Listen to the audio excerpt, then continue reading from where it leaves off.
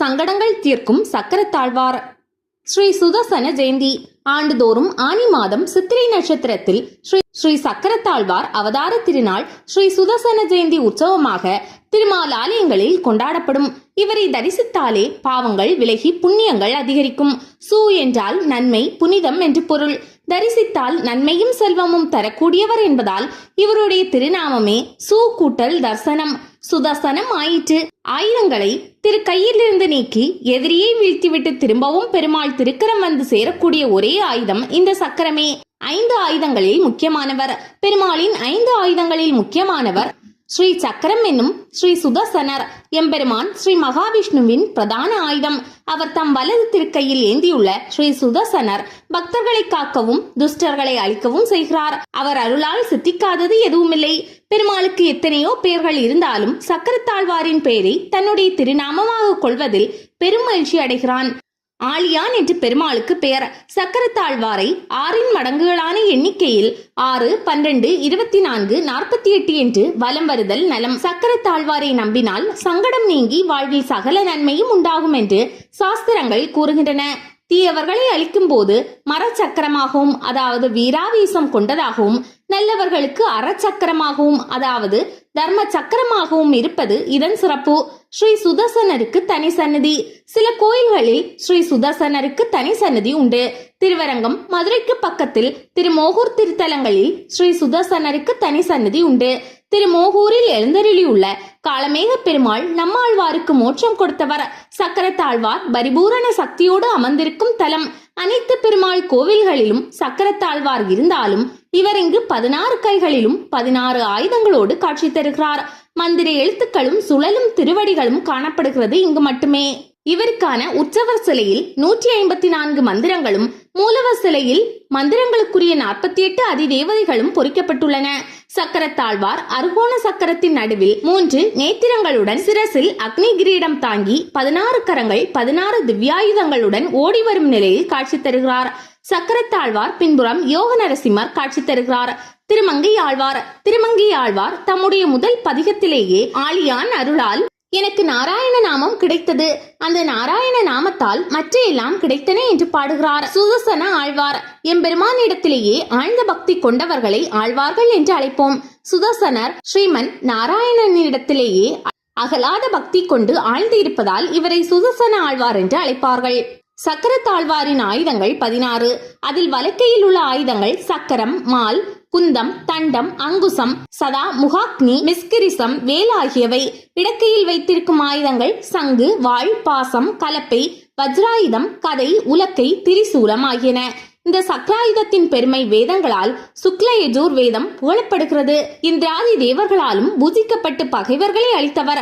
ஸ்ரீ மகாவிஷ்ணு தனது அநேக அவதாரங்களிலும் துஷ்ட நிக்கிரகத்தை ஸ்ரீ சுதர்சனம் மூலமே நிகழ்த்தி அருளினார். உலக இயக்கத்திற்கே ஆதாரம் மகா சுதர்சனமே என்கின்றனர். எவ்விதமே அழுத்தமும் இல்லாத சூன்ய பாதையில் செல்வதால் சுதர்சன சக்கரத்தால் எந்த இடத்திற்கும் கண்மூடி கண் திறக்கும் நேரத்திற்குள் செல்ல முடியும் என்கிறது விஷ்ணு புராணம். வெற்றி வீரர். 1000 கோடி சூரிய பிரகாசம் உடையவர். வெற்றி வீரர். பெருமாள் நினைத்ததை நிறைவேற்றி கொடுப்பவர். அடியார்களை அனவரதமும் ரசிப்பவர். சக்கரத்தாழ்வார் என்ற பெயரை தவிர சுதர்சனர், சக்கரபாணி, சக்கரராஜன், நேமி, திகிரி, ரதாங்கம் என்றும் போற்றுவர். சக்கரத்தானை திருவாளி ஆழ்வான் என்று போற்றுகின்றனர் ஆழ்வார்கள். இவருக்கு ஹேதிராஜன் என்ற திருநாமமும் உண்டு. சுவாமி தேசிகன் இவரை சக்கர ரூபஸ்ய சக்ரின என்று போற்றுகிறார். அதாவது திருமாலுக்கு இணையானவர் என்று பொருள். பெரியாழ்வார். ஆழ்வார்களில் திருமலிசை ஆழ்வார் இவரின் அம்சமாக அவதரித்தார். திருமலிசை ஆழ்வார் சங்கு சக்கரத்தோடு பெருமாள் நிற்கக்கூடிய அழகை வெய்யவாளி சங்கு தண்டு வில்லும் வாழும் ஏந்து சீர் என்ற பாடலில் குறிப்பிடுகிறார். தமது திரு சந்த விருத்தத்திலும் நான்முகன் திருவந்தாதியிலும் சக்கரத்தாழ்வாரை போற்றுகிறார். ஆளி என்கின்ற சொல்லுக்கு சக்கரம் என்று பொருள், கடல் என்று ஒரு பொருள். இரண்டுமே எம்பெருமானுக்கு சேர்த்தியாக இருப்பது. பெரியாழ்வார் வடிவார் சோதி வலத்துறையும் சுடராளியும் பல்லாண்டி என்று இவரை வாழ்த்துகிறார். மேலும் என்னையும் என் உடம்பையும் உன் சக்கர பொறி ஒற்றிக்கொண்டு என்று குறிப்பிடுகிறார். ஆண்டாள் தன்னுடைய திருப்பாவையில் சங்கோடு சக்கரம் ஏந்தும் தடக்கையான் என்றே பெருமாளை பாடுகிறார். நம்மாழ்வார் சுடராளி வெண்சங்கேந்தி வாராய் என்று பாமாலை சூட்டுகிறார். சுதர்சனாஷ்டகம் என்ற சோஸ்திர மாலையிலும் இவரை போற்றியுள்ளார். எந்த தீய சக்தியையும் அழிக்க வல்லவர். ஸ்ரீ சக்கரத்தாழ்வாரையும் அவர் பின்புறமுள்ள நரசிம்மரையும் சேவித்து சன்னதி வலம் செய்தால் நமக்கு 4 வேதங்களையும் பஞ்சபூதங்களையும் அஷ்டலட்சுமிகளையும் 8 திக்குகளையும் வணங்கிய பலனுடன் 16 வகையான பேரருளும் கிட்டும். உலகில் உள்ள எந்த தீய சக்தியையும் எதிர்த்து அழிக்க வல்லவர் இந்த மகா சுதர்சனர். மந்திர தந்திர எந்திர அஸ்திர சஸ்திர ஆகிய அனைத்தையும் அழித்து நல்லோரை துயரிலிருந்து காக்க வல்லவர் மகா சுதர்சனர். ஸ்ரீ சக்கரத்தாழ்வாரை தரிசித்தால் சகல தோஷங்களும் விலகும். அவரின் பரிபூரண அருள் கிடைக்கப் பெற்று நிம்மதியும் சந்தோஷமும் பொங்க வாழலாம் என்பது ஐதீகம். ஸ்ரீ சக்கரத்தாழ்வாரை வழிபட பக்தர்கள் ஓரடி எடுத்து வைத்தால் அவர் உடனே 2 அடி முன்வைத்து பிரச்சனைகளையும் துன்பங்களையும் தீர்த்து சந்தோஷத்தில் ஆழ்த்துவார். நவக்கிரகங்களால் ஏற்படும் இடையூறுகள் நீங்கும். ஸ்ரீ சக்கரத்தாழ்வாருக்கு உகந்த இந்த காயத்ரி மந்திரத்தை தினமும் சொல்லி வழிபட்டால் நவக்கிரகங்களால் ஏற்படும் இடையூறுகள் துன்பங்கள் எல்லாம் நீங்கும். அவர் அவதார தினத்தில் ஸ்ரீ சக்கரத்தாழ்வாரை தரிசித்தால் சகல தோஷங்களும் விலகும். அவரின் பரிபூரண அருள் கிடைக்கப் பெற்று நிம்மதியும் சந்தோஷமும் பொங்க வாழலாம்.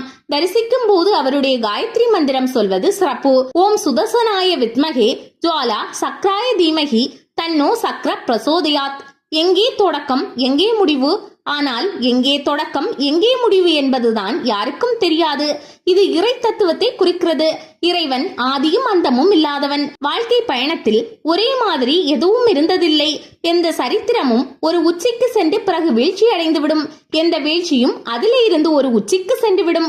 சக்கரத்தின் புள்ளிக்கு கீழே தொட்டு மறுபடி சுழலும் போது அது உச்சிக்கு சென்று மறுபடியும் இறங்கும். சகட யோகம் என்பார்கள். நிலையற்ற நிலை. அதுதானே பெரும்பாலானவர்களுக்கு வாழ்க்கை. உச்சிக்கு செல்வதும் கீழே இறங்குவதுமாக இருந்தால்தான் சக்கரம் சுழல்வது என்று பொருள். ஜோதிடத்தில் சுதர்சனர் 12 ராசிகள் இருக்கட்டும், கிழமைகள் இருக்கட்டும், ஒரு நாளின் நேரமாக இருக்கட்டும், எது முடியுமோ அங்கே இருந்துதான் தொடக்கம். அந்த நாளின் முடிவும் அடுத்த நாளின் தொடக்கமும் ஒரே புள்ளிதான். நம்முடைய உடம்பும் அப்படிதான். ஒவ்வொரு நிமிடமும் செல்கள் அழிகின்றன, புதிய செல்கள் பிறக்கின்றன. இவை இரண்டும் நடந்தால்தான் ஒரு மனிதன் உயிரோடு இருக்கிறான், இயங்குகிறான் என்று பொருள். ஆனால் அது வெளிப்படையாக தெரிவதில்லை. அதை போலவே சக்கரம் வேகமாக உழலுகின்ற பொழுது நீங்கள் சக்கரத்தை உற்று கவனித்தால் அதனுடைய சுழற்சி உங்கள் கண்களுக்கு தெரியாது. அது நிற்பது போலவே தெரியும். அதை போலவே இந்த வாழ்க்கையும் வேகமாக சுழல்வதை நாம் உணர்வதில்லை. சக்கரத்தின் தத்துவம் ஜனனமும் மரணமும் கூட ஒரு சக்கரத்தை போலதான். ஆதிசங்கரர் புனரபி ஜனனம் புனரபி மரணம் பாடினார். ஒரு மனிதன் தூங்க போகும்போது அவன் விழித்திருப்பதில்லை, விழித்திருக்கும் பொழுது அவன் தூங்குவதில்லை. ஆனால் இவை இரண்டுமே அவன் வாழ்வில் நடந்து கொண்டுதான் இருக்கின்றன. அவன் கனவு காண்கின்ற பொழுது அது நினைவாக இருப்பதில்லை. அவன் நினைவில் இருக்கின்ற பொழுது அவன் கனவு காண்பதில்லை. இவை இரண்டும் 2 புள்ளிகள் என்று சொன்னாலும் கூட ஒரு புள்ளியின் தொடக்கத்திலேயே அடுத்த புள்ளியும் பொருந்தி இருக்கிறது. அதுதான் சக்கரத்தின் தத்துவம். உறக்கத்தின் முடிவு விழிப்பு, விழிப்பின் முடிவு உறக்கம். திருவள்ளுவர் இதை மிக அழகாக சொல்வார். மரணம் கூட தத்துவத்திற்கு உட்பட்டதுதான். உறங்குவது போல சாக்காடு, உறங்கி விழிப்பது போல பிறப்பு என்று மிக அழகாக சொல்வார். சக்கரத்தின் உடைய தத்துவத்தை நாம் புரிந்து கொண்டால் வாழ்க்கை குழப்பமின்றி இனிதாக இருக்கும். சுழல செய்பவன் இறைவன், எல்லாவற்றையும் இயக்குபவன் எம்பெருமான். சக்கரம் எப்பொழுதும் தானாக சுற்றுவதில்லை. அதை சுழல செய்வதற்கு ஒரு ஆற்றல், ஒரு மையப்புள்ளி, ஒரு அச்சாணி வேண்டும். அதை சுழல செய்பவன் தான் இறைவன். அண்ட சராசரங்கள் அனைத்தும் சுழன்று கொண்டே இருக்கின்றன என்றுதான் விஞ்ஞானமும் சொல்கின்றது. இயக்கம் சுழற்சி இல்லாது போனால் அவை இல்லை என்று பொருள். நட்சத்திரங்களை எடுத்துக்கொள்ளுங்கள், பூமியை எடுத்துக்கொள்ளுங்கள், சூரியனை எடுத்துக்கொள்ளுங்கள், அண்டங்களை எடுத்துக்கொள்ளுங்கள். எதை எடுத்துக்கொண்டாலும் அந்தரத்தில் சுழன்று கொண்டேதான் இருக்கின்றன. காரணம், அதற்கென்று ஒரு விசையை எம்பெருமான் கொடுத்திருக்கிறான். பிரளயத்தில் உலகை தாங்குகிறார். ஸ்ரீமன் நாராயணனுக்கு 2 சக்திகள் உண்டு. ஒன்று இச்சா சக்தி, அதாவது விருப்பம். 2 கிரியா சக்தி, அதாவது செயல். இச்சா சக்தியாக திகழ்பவள் அகலகில்லேன் என்று அவன் மார்பில் உரையும் ஸ்ரீ மகாலட்சுமி தாயார். கிரியா சக்தியாக திகழ்பவர் தான் ஸ்ரீ சுதர்சன தாழ்வார். எம்பெருமான் நினைப்பதை நிறைவேற்றுபவர் சக்கரத்தாழ்வார். சுதர்சனமே எல்லாவற்றிற்கும் ஆதாரம். பிரளய காலத்தில் எம்பெருமான் இந்த லோகத்தை தன்னுள் ஒடுங்க செய்கிறான். இதனை லயம் என்பார்கள். உயிர்கள் அழியாத அந்த நிலையில் இந்த சித்தும் அசித்தும் மகாராத்திரி என்ற சங்கல்பத்தால் தாங்கப்படுகிறது. ராத்திரி தரம் தான் சுதர்சனர். சுதர்சன சக்கரத்தில் பல வகைகள். சுதர்சன சக்கரத்தில் பல வகைகள் உண்டு. 2 அரங்கள் கொண்டது. உஷ சக்கரம். 3 ஞானம் ஸ்வரூபமாக இருப்பது உதய சக்கரம். 6 அரங்கள் கொண்டது விஷ்ணு சக்கரம், 8 அரங்கள் கொண்டது நாராயண சக்கரம், 32,100 ஆரங்களும் உண்டு. இது தவிர ஐஸ்வர்ய சக்கரம், மகா சுதர்சன சக்கரம், சகஸ்ரார சக்கரம் என்றெல்லாம் உண்டு. இந்த மகா சுதர்சன சக்கரமானது 12 அரங்களுடன் இருக்கும். ஸ்ரீ வைகுண்டத்தில் எம்பெருமான் வீற்றிருக்கும் இடமானது 1000 அரங்களுடன் கூடிய எம்பெருமானின் சங்கல்பமான ஸ்ரீ சுதர்சனத்தால் தான் தாங்கப்படுகிறது. தாழ்வார் பின்னால் நரசிம்மர் இருப்பது ஏன்? சுதர்சனரின் பின்புறம் யோக நரசிம்மமூர்த்தியை காணலாம். இவரை சுதர்சன நரசிம்மம் என்பர். பக்தனான பிரகலாதனை காக்க திருமால் நரசிம்மமாக அவதரித்தார். தாயின் கருவிலிருந்து வராததாலும் கருடனுடன் வராத காரணத்தாலும் இந்த அவதாரத்தை அவசர திருக்கோலம் என்பர். பிரகலாதனுக்காக ஓடி வந்த ஸ்ரீ நரசிம்மமூர்த்தி யோக வடிவில் சக்கரத்தாழ்வாருக்கு பின்புறத்தில் இருப்பார். நமக்கு ஒரு கஷ்டம் இருப்பதை சக்கரத்தாழ்வாரிடம் சொல்லிவிட்டால் போதும், அவர் வேகமாக சுழல்வார். அப்போது பின்னால் இருக்கும் நரசிம்மர் நம் முன்னே வந்து உடனடியாக குறைகளை தீர்ப்பதாக ஐதீகம். நாளை என்பது நரசிம்மருக்கு கிடையாது என்பார். துன்பத்திலிருந்து விடுபட்டு உடனடியாக நற்பலன்களை அடைய சக்கரத்தாழ்வாரையும் நரசிம்மரையும் ஒரு சேர வழிபடுவது மிக சிறப்பு. இதன் அடிப்படையில் தான் சக்கரத்தாழ்வாருக்கு பின் நரசிம்மர் இருப்பார். மகாவிஷ்ணுவின் திருப்பாதத்தை தரிசிப்பதும் பிரார்த்திப்பதும் எத்தனை விசேஷமோ அதே போல் சக்கரத்தாழ்வாரை பூஜித்து வருவதும் விசேஷமானது. நம் எதிர்ப்புகளையும் எதிரிகளையும் அளித்து நமக்கான தடைகளை எல்லாம் தகர்த்தருள்வார் சக்கரத்தாழ்வார். சக்கரத்தாழ்வார் பற்றிய ஜோதிட ரகசியங்கள். திருமாலின் கையில் ஆயுதமாக அலங்கரிக்கும் சக்கரத்தாழ்வார் திருமாலுக்கு இணையானவர் என்று வேதாந்த தேசிகர் கூறுகிறார். சங்கு சக்கர அபாணியான பெருமாளின் கரங்களில் எப்போதும் வலக்கையிலே இடம்பெற்று இருப்பவர் சக்கரத்தாழ்வார். ஆனால் சில இடங்களில் மாறுபட்டும் அமைந்திருப்பது உண்டு. பெரியாழ்வார் வடிவார் சோதி வலத்துறையும் சுடராளியும் பல்லாண்டி என்று வாழ்த்தி பாடியுள்ளார். சுவாமி தேசிகன் சுதர்சனாஷ்டகத்தில் சக்கரத்தாழ்வாரை பலவாறும் போற்றியுள்ளார். மகாவிஷ்ணுவின் வாமன அவதாரத்தின் போது பவித்ர தர்ப்பத்தின் நுனியில் அமர்ந்து சுக்கிரனின் கண்களை கிளறி அழித்தவர் சுதர்சனர். ராவணனின் முன்னோர்களான மால்யவான் சுமாலி என்று கொடூரமான அரக்கர்களை தண்டிக்க கருடாரூடனாய் இலங்கை சென்ற பகவான் சுதர்சன சக்கரத்தால் அவர்களை அழித்தார். சுதர்சனர் பல புராணங்களில் பேசப்படுகிறவர். காசி நகரில் கண்ணனை போன்று சங்கு சக்கரம் தரித்து நானே உண்மையான வாசுதேவன் என்று பவுண்டரக வாசுதேவன் என்ற வலிமை மிக்க மன்னன் கூறி வந்தான். கண்ணனை மிரட்டி போருக்கு அழைத்தான். கருடன் மேல் ஏறி சென்ற கண்ணன் ஆளியினால் அவனை வென்றான்.